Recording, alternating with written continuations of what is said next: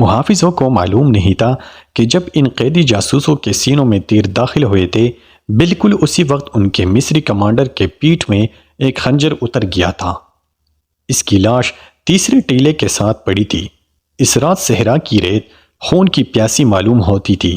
مصری کمانڈر اپنے محافظ دستے اور قیدیوں سے بے خبر اس لڑکی کے ساتھ چلا گیا اور لڑکی اسے خاصا دور لے گئی تھی۔ اسے معلوم تھا کہ اس کے ساتھی ایک خونی ڈرامہ کھیلیں گے۔ لڑکی مصری کو ایک ٹیلے کے ساتھ لے کے بیٹھ گئی۔ اس ٹیلے سے ذرا پرے بالیان اور اس کے 6 محافظوں نے پڑاؤ ڈال رکھا تھا۔ ان کے گھوڑے کچھ دور بندھے ہوئے تھے۔ بالیان موبی کو ساتھ لیے ٹیلے کی طرف آ گیا۔ اس کے ہاتھ میں شراب کی بوتل تھی۔ موبی نے نیچے بچھانے کے لیے دری اٹھا رکھی تھی۔ بالیان محافظوں سے دور جا کر عیش و عشرت کرنا چاہتا تھا۔ اس نے دری بچھا دی اور موبی کو اپنے ساتھ بٹھا لیا۔ وہ بیٹھے ہی تھے کہ رات کے سکوت میں انہیں قریب سے کسی کی باتوں کی آوازیں سنائی دی۔ وہ چونکے اور دم ساتھ کر سننے لگے۔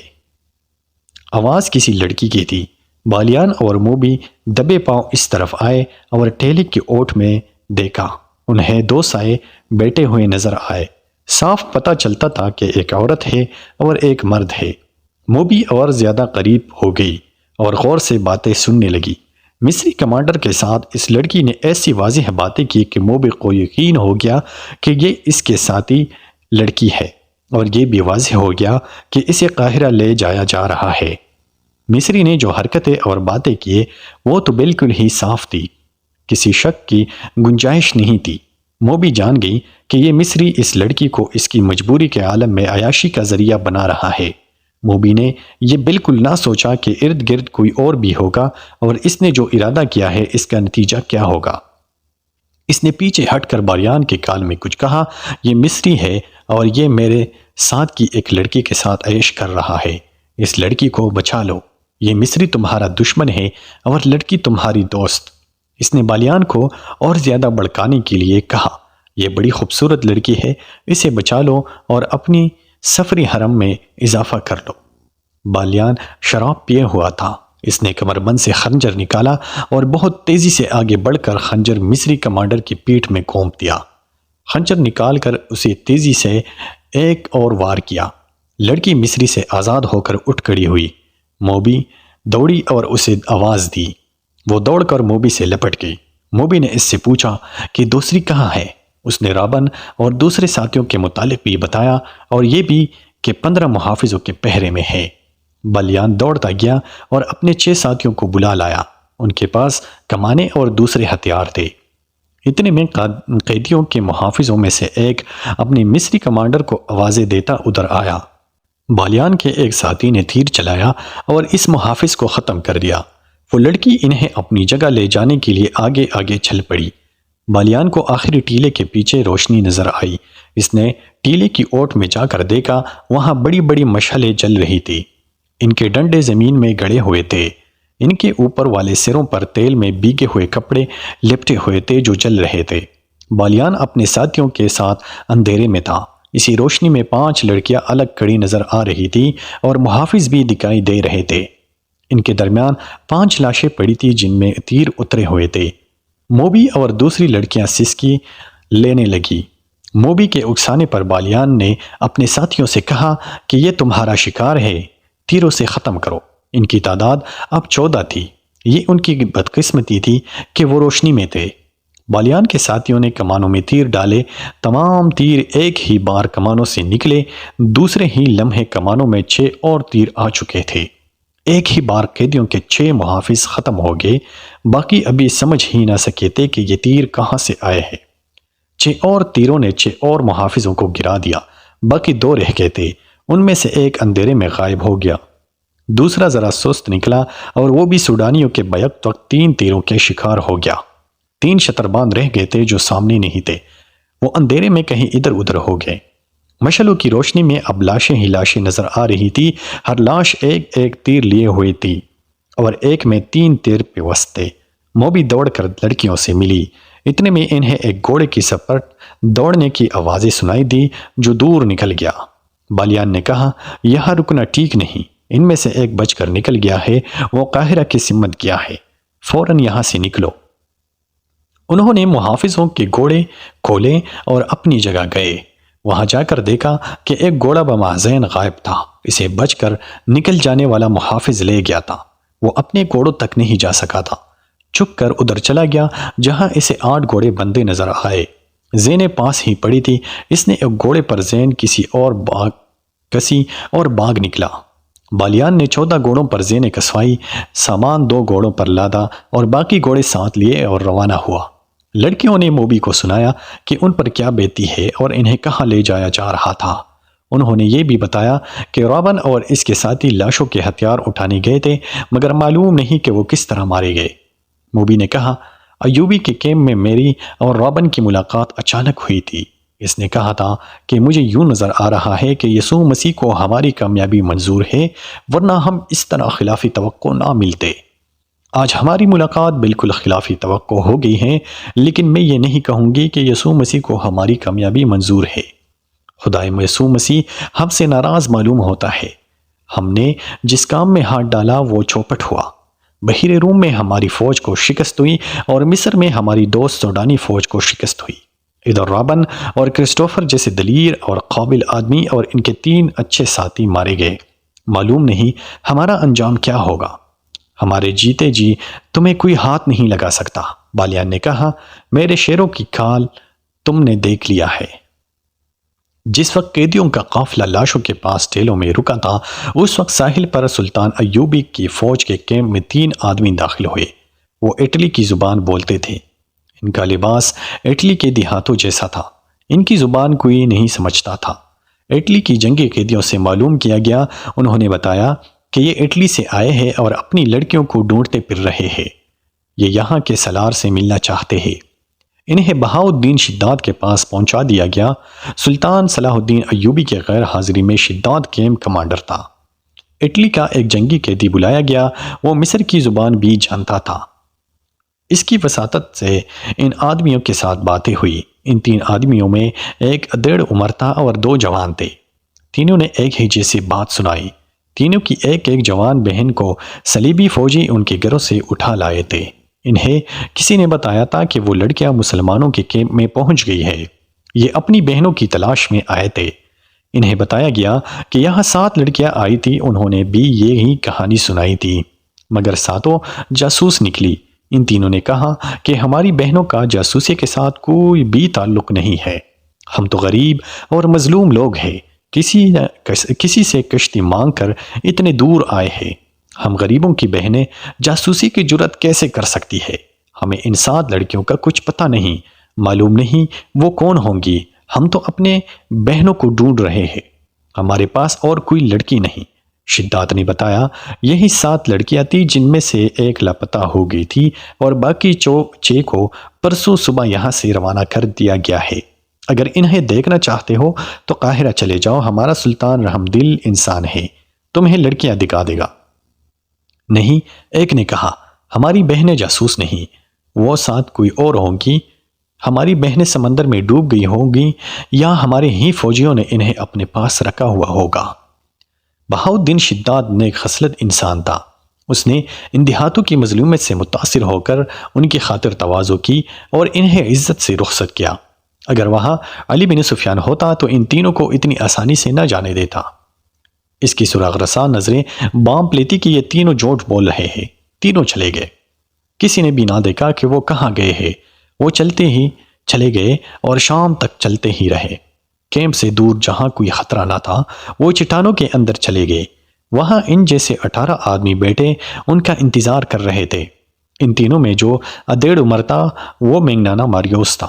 یہ صلیبیوں کا وہ کمانڈر پارٹی تھی جسے لڑکیوں کو آزاد کرانے اور اگر ممکن ہو سکے تو سلطان ایوبی کو قتل کرنے کا مشن دیا گیا تھا۔ ان تینوں نے کیمپ سے کچھ اور ضروری معلومات بھی حاصل کر لی تھی۔ یہ بھی معلوم کر لیا تھا کہ سلطان صلاح الدین ایوبی یہاں نہیں، قاہرہ میں ہے۔ شداد کے ساتھ باتیں کرتے جہاں انہیں یہ معلوم ہو گیا تھا کہ لڑکیاں قاہرہ کو روانہ کر دی گئی ہے، وہاں انہوں نے یہ بھی معلوم کر لیا تھا کہ ان کے ساتھ 5 مرد قیدی بھی ہیں۔ یہ پارٹی ایک بہت بڑی کشتی میں آئی تھی۔ انہوں نے کشتی ساحل پر ایک جگہ باندھ دی تھی جہاں سمندر چٹان کو کاٹ کر اندر تک گیا ہوا تھا۔ ان لوگوں کو اب قاہرہ کے لیے روانہ ہونا تھا مگر سواری نہیں تھی۔ یہ 3 آدمی جو کیمپ میں گئے تھے یہ بھی دیکھ آئے تھے کہ اس فوج کے گھوڑے اور اونٹ کہاں بندھے ہوئے ہیں۔ انہوں نے یہ بھی دیکھا تھا کہ کیمپ سے جانور چوری کرنا آسان نہیں، 21 گھوڑے یا اونٹ چوری نہیں کیے جا سکتے تھے۔ اب سورج طلوع ہونے ہی میں بہت دیر تھی، وہ پیدل ہی چل پڑے۔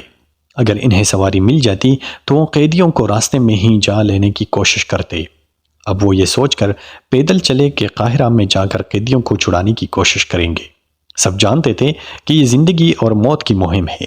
صلیبی فوج کے سربراہوں اور شاہوں نے انہیں کامیابی کی صورت میں جو انعام دینے کا وعدہ کیا تھا وہ اتنا زیادہ تھا کہ کوئی کام کیے بغیر اپنے کھمبوں سمیت ساری عمر آرام اور بے فکری کے ساتھ زندگی بسر کر سکتے تھے۔ منگنانا ماریوس کو جیل خانے سے لایا گیا تھا۔ اسے ڈاکہ زنی کی جرم میں 30 سال سزائے قید دی گئی تھی۔ اس کے ساتھ 2 اور قیدی تھے جن میں ایک کی سزا 24 سال اور دوسری کی 27 سال تھی۔ اس زمانے میں قید خانے قصاب خانے ہوتے تھے۔ مجرم کو انسان نہیں سمجھا جاتا تھا۔ بڑی ظالمانہ مشقت لی جاتی اور مویشوں کی طرح کھانے کو بیکار خوراک دی جاتی تھی۔ قیدی رات کو بھی آرام نہیں کر سکتے تھے۔ ایسے قیدی سے موت بہتر تھی۔ ان تینوں کو انعام کے علاوہ سزا معاف کرنے کا وعدہ کیا گیا تھا۔ صلیب پر حلف لے کر انہیں اس پارٹی میں شامل کیا گیا تھا۔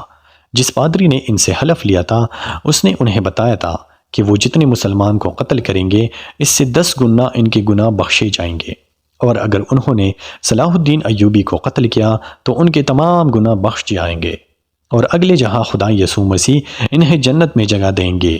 یہ معلوم نہیں کہ یہ تینوں قید خانے کے جہنم سے آزاد ہونے کے لیے موت کی اس مہم میں شامل ہوئے تھے یا اگلے جہاں جنت میں داخل ہونے کے لیے یا انعام کا لالچ انہیں لے آیا تھا۔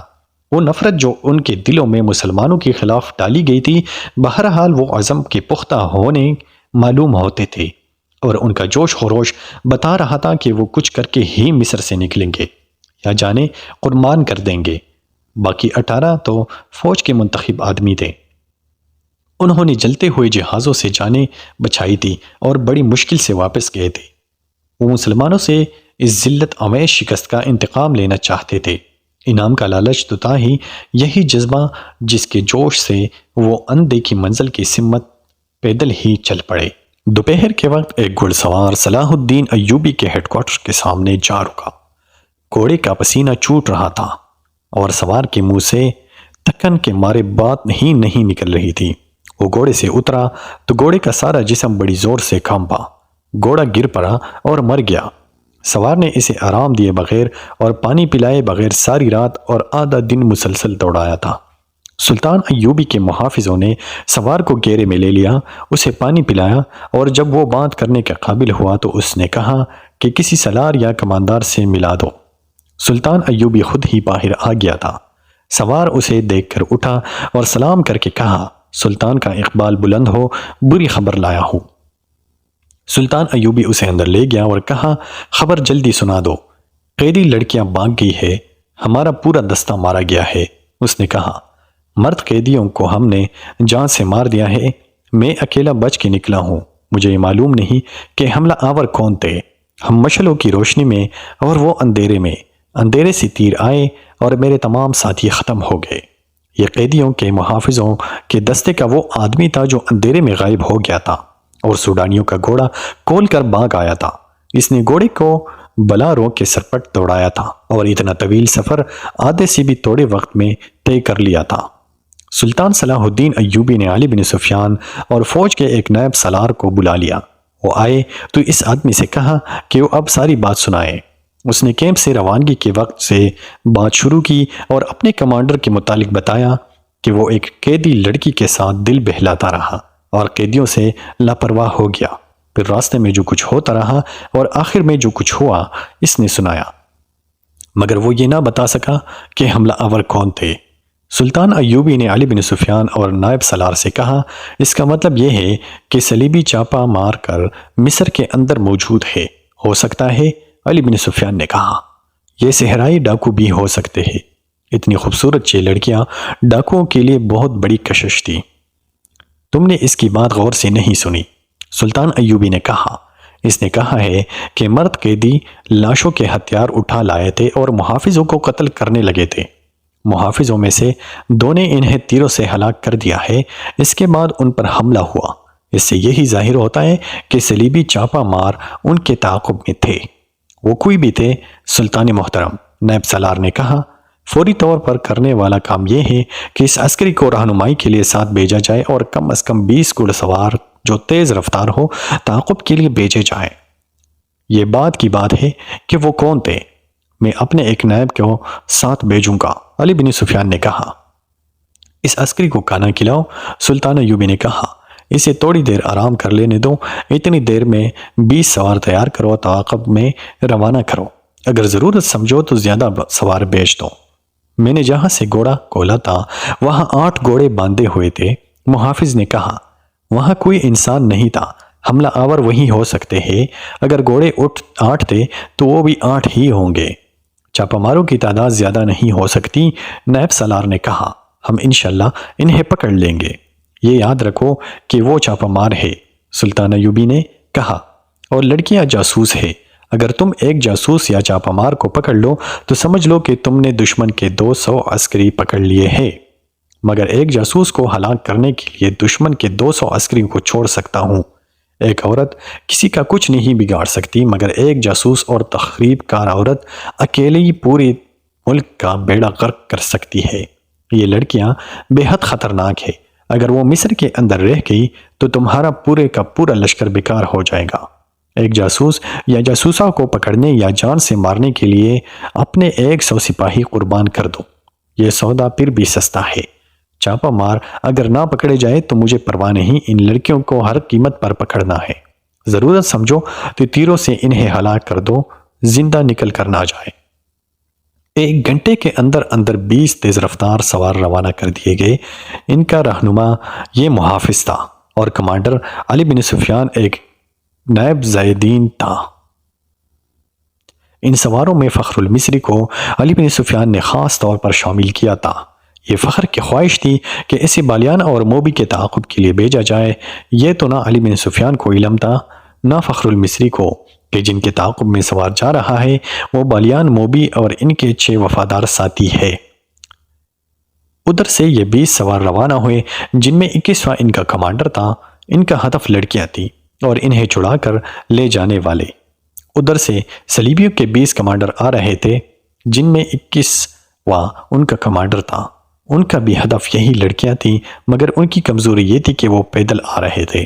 دونوں پارٹیوں میں سے کسی کو بھی معلوم نہ تھا کہ جن کے تعاقب میں وہ جا رہے ہیں وہ کہاں ہے۔